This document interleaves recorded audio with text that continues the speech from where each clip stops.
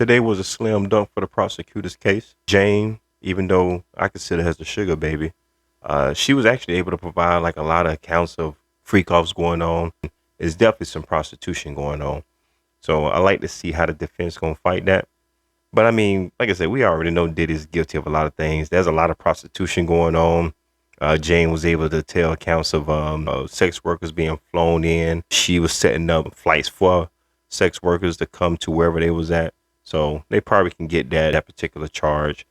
It's hard to say that he was forcing these women to do this, especially Jane, because Jane, to be honest, she was in it for the money. Now I don't know if it makes a difference the fact that he wasn't participating in the freak offs. But I like to see how the defense is gonna try to fight that. Even the sex workers came in and cooperated, whatever happened. So we do know there's some prostitution going on.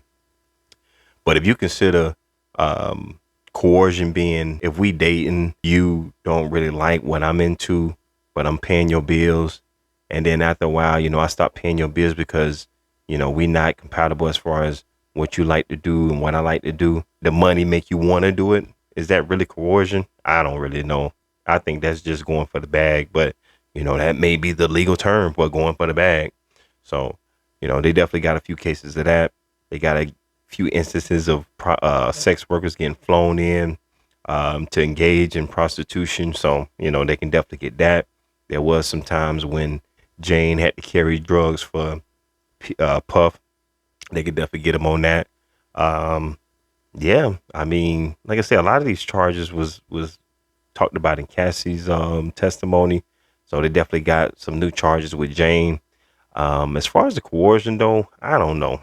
And then it turns out Puff is still paying for the girl rent to this day. So you let me know what you think. Drop your thoughts in the comments.